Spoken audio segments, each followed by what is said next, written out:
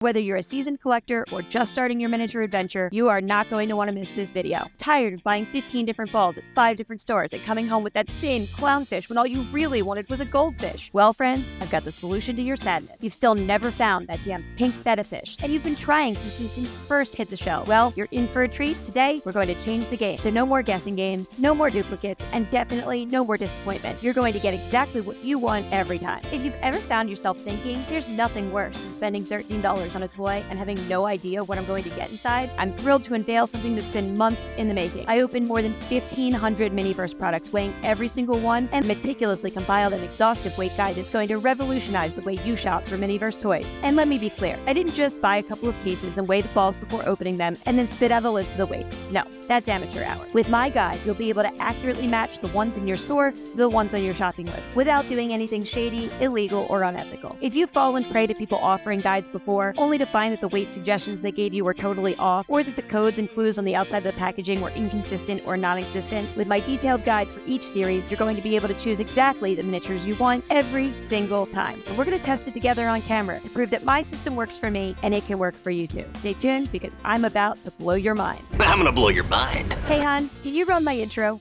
Crafty Magic Dolls content is intended viewing for adults who collect toys and dolls. Content, topics, and discussions are intended for adult collectors and not for f***ing kids. But hey, at least you've been warned. Welcome to the first official video on my channel. I'm going to start by walking you through how to use this guide effectively so you too can be a Miniverse pro and take advantage of all my hard work. Throughout the next couple of weeks, I'll be putting out multiple videos, one for each series that MGA has made, going into detail about these incredible minis, and of course, we're going to put my weight guide to the test. If you're as excited as I am, please be sure to hit that like button and subscribe so that you don't miss any of the videos in this series. You'll want to hit the notification bell so that you get notified as soon as I put up the new videos. I'd really appreciate you helping to spread the word by sharing the video to your friends if you find it helpful.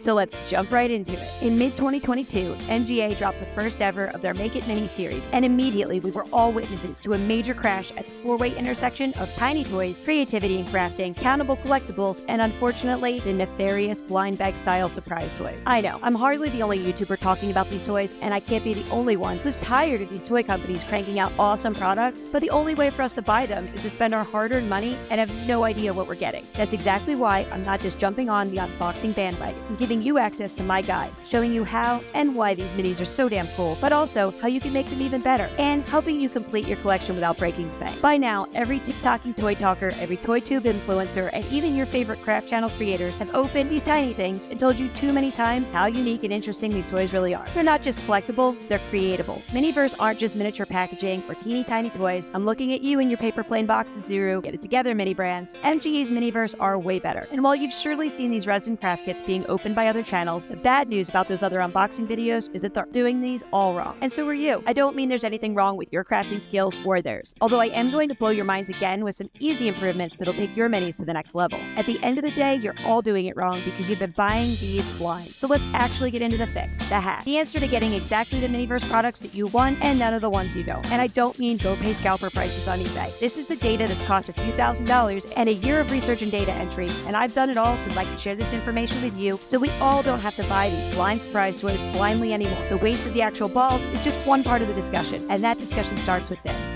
What are Miniverse Make It Mini surprise toys? If you're already a die-hard collector and you want to skip this part of the video, it's totally okay.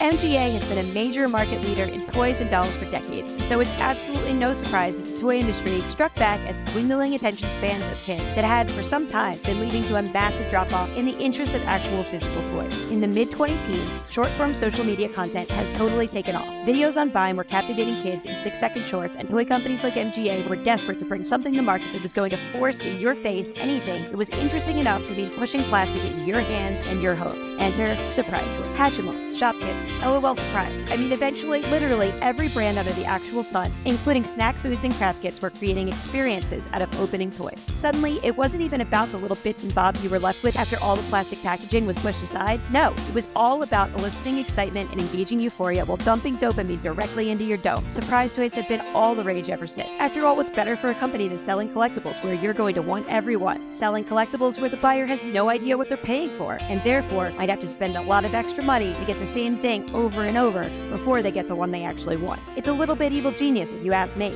Since 2015, right at the height of the unboxing madness, I've been running a Christmas nonprofit charity that helps local families in need. And one of the things that really bothered me was the idea that we were giving these toys to kids that didn't have much. And I really didn't want to be stuck giving them duplicates. There's so many families in so many circumstances where they'd left a bad situation with only the clothes on their backs, and the toys that we were giving these kids were the first and only toys the kids would have for a while. And I wanted to make sure that they weren't getting multiple copies of the same toy. I really hated the idea that we might be giving a pair of sisters a half a dozen of these small dolls and toys that they were begging for, just wanting to fit in and feel normal in the middle of this consumerism craze, only for them to open them and end up with duplicate dolls or triples of a toy. When you've only got 5 of these small toys to play with, there's something so awful in ending up with duplicates. Thinking about these kids tearing into those gifts on Christmas morning, only to be left with multiple of the same exact thing, I knew I had to do something. I couldn't just open the toys myself, identify the contents, and give them back to the kids, because that kind of defeats the appeal of these things, which is the action of unboxing them. And so I did what neurodivergent brains do best when we've gotten worked up about something. I dove down the rabbit hole headfirst, and as I started to familiarize myself with multiple big toy brands, I realized 2 very important things about MGA's products in particular. Number 1,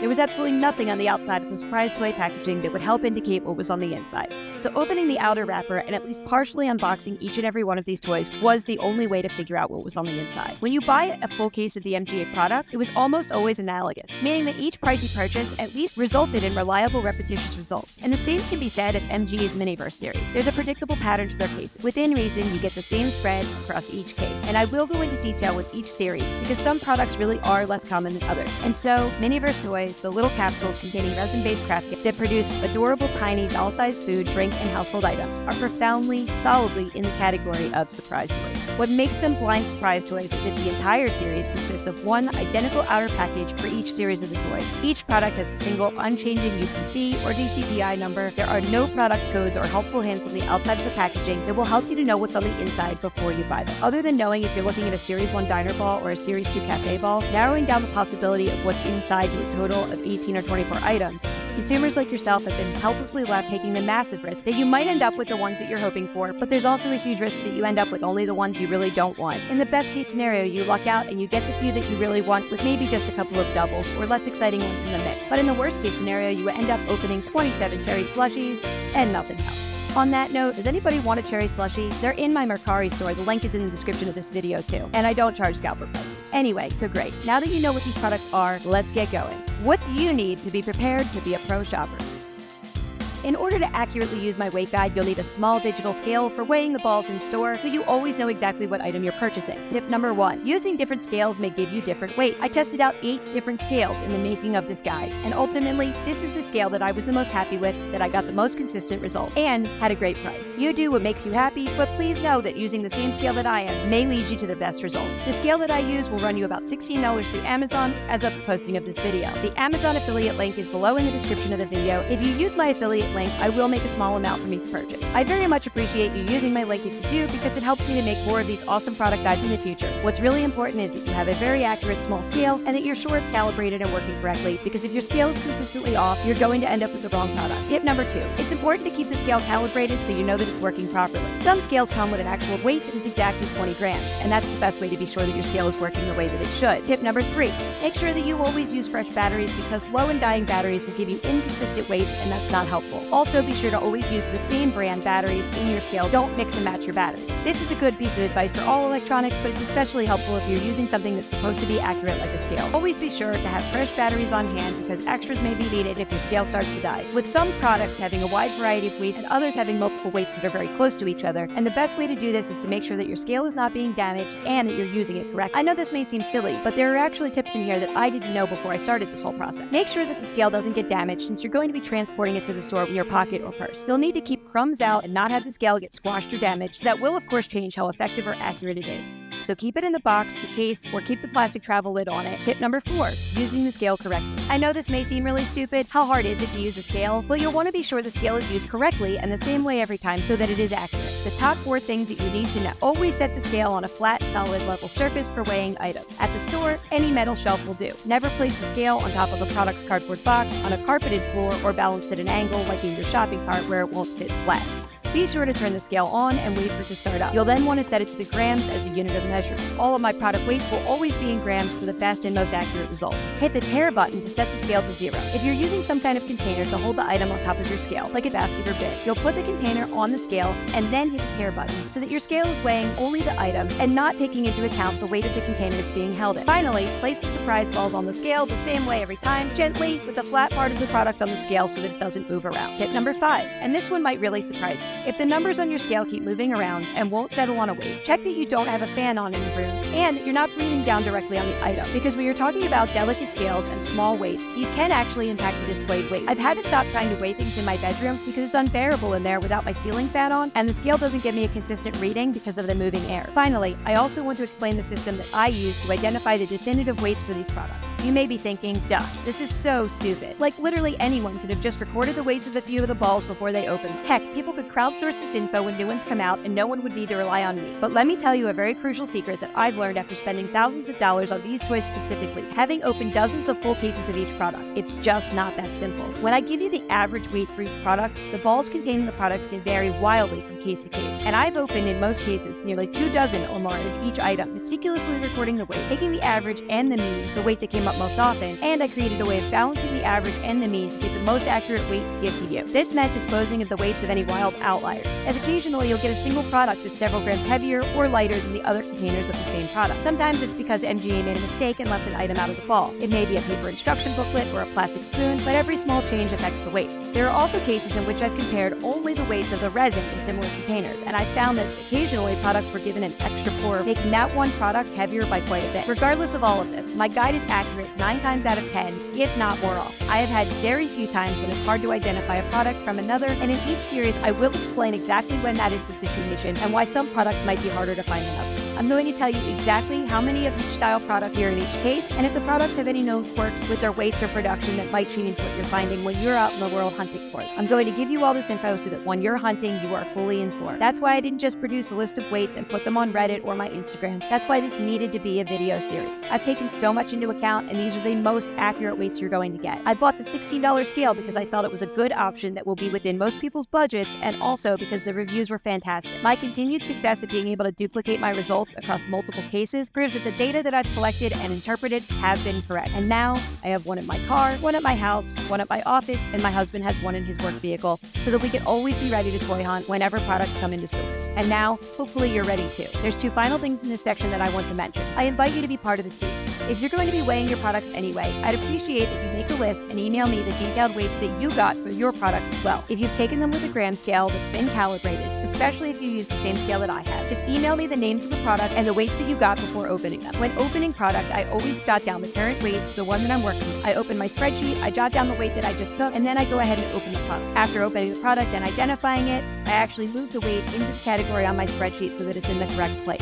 This way, I don't forget anything or make any mistakes. Always make sure that the balls that you're weighing are unaltered. There's no additional price tags or stickers or other changes to the product that might affect the weight, and that they haven't been torn or had any of the outer wrapper taken off in the store. The final piece of advice I'm going to give you is this. You don't want store employees to think that you're doing anything shady. I have, from time to time, had employees question what I'm doing. I've had loss prevention skulk around in the area carefully watching me, but that's where this tip comes in clutch. Don't hide in the back of an aisle, tucked away where people can't see you or know what you're doing. Typically, I'll take the entire case or cases off the shelf and put them in my shopping cart. I'll often buy entire cases or multiple cases if I can find them in stores. I try to park myself at the end of the aisle where it's easy to see what I'm doing, or where it's clear that I'm not opening or damaging the product in any way, and that I have no intention of doing anything nefarious. I understand that these are toys that are very often damaged or stolen in stores, and so I want the store staff to know that I'm not doing anything that's going to get me in trouble. Okay, so you've got your scale, you're armed with the knowledge, and you're ready to buy the product, so let's move on. Where should you buy them?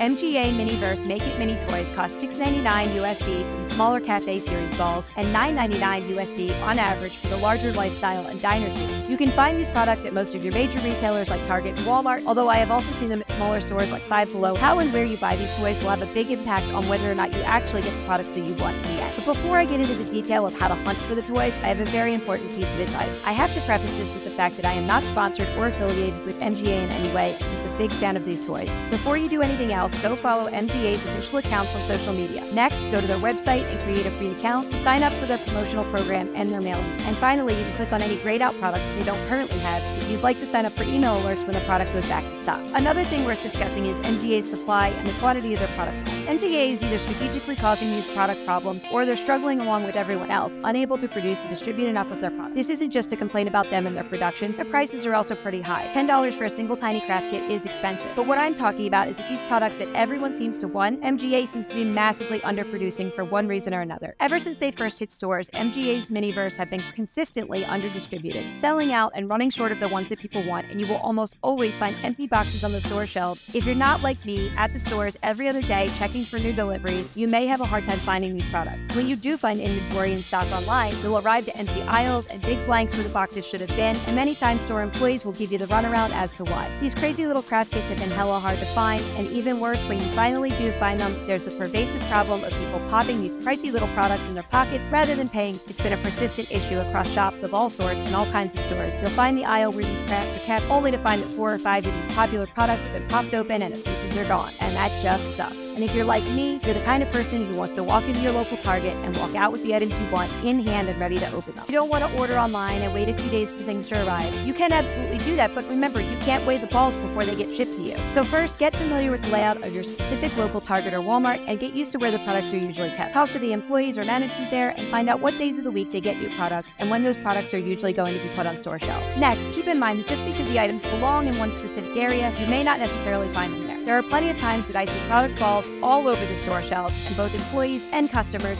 will consolidate the loose products on the shelves into boxes, bins, or containers, and they might not be the ones that they actually belong. These products have a huge tendency to get moved around the department by shoppers and kids alike, and get plunked down and abandoned whenever the parent decides not to buy them. You may find empty boxes on the shelf, but don't give up hope. My husband and I refer to this part of toy hunting as the scavenger hunt, because we found as many as a dozen or more of these Miniverse balls tucked in between other products, behind boxes, on the floor, dropped into the boxes of other products like LOL Surprise or Mini Brands, or even several aisles over from where they belong, sometimes with similar surprise toys that are aimed more at the boys, but more often just left abandoned on end caps and shelves. You may even want to talk to customer service and have them check the go-backs if you're really struggling to locate any of these items in store. Okay, it's time. Now you just need to weigh the surprise toys, to check out, and pay for them. For the final part of this video, we're going to test my weight guide, and you'll get to see how accurate my system really is. So let's go ahead and test it out. Here I've got the scale that I suggested that you get. We're going to turn it on, press the tear button, and when the scale is zeroed out, we're going to try one of the Lifestyle Series 1 Wave 2 balls. You can see from the wrapper on the ball that the label features a butterfly fish. If the ball had featured cactus twins, it would have been one of the Series 1 Lifestyles from Wave 1. It's really important when you're using the weight guide that before you worry about the weight of the ball, that you've properly identified the product using the outside of the packaging. All of my guides will carefully organize and go over which items are available in which product line and which weight. I'm going to switch over to live audio now when I was unwrapping balls, so I apologize in advance if the audio is not very good for this section. So based on this weight, this should be a yellow-bellied slider turtle.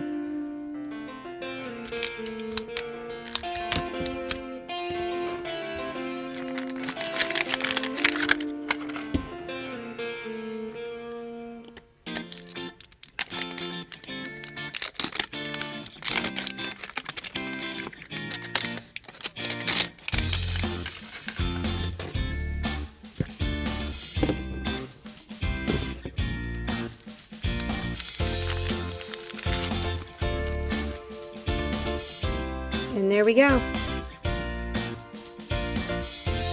Accurate.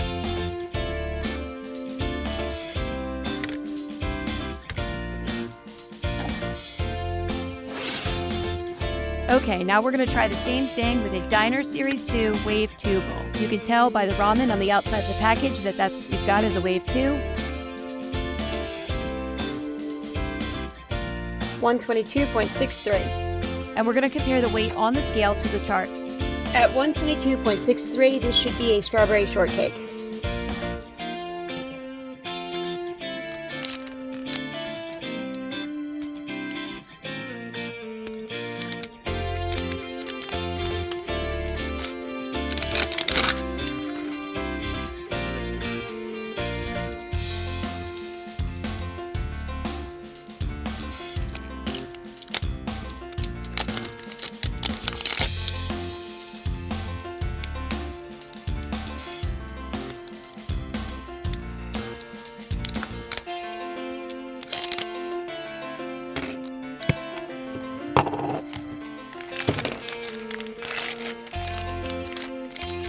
go. Strawberry shortcake. And that's where the rest of my video series comes in. Over the next 2 weeks, I'll be releasing these videos one at a time as quickly as I can get them out, covering each and every Miniverse series and their various waves and releases with a detailed weight guide so that you can buy the ones you want. And now that time has come, hit the subscribe button and the notification bell so that you know the first moment the product weight guides go up. One last thing, please follow me on Instagram, and also, if you get a chance, check out my Mercari. Everything is under the same name of Crafty Magic Dolls. Thank you so much for watching, and I hope I will get a chance to interact with you soon.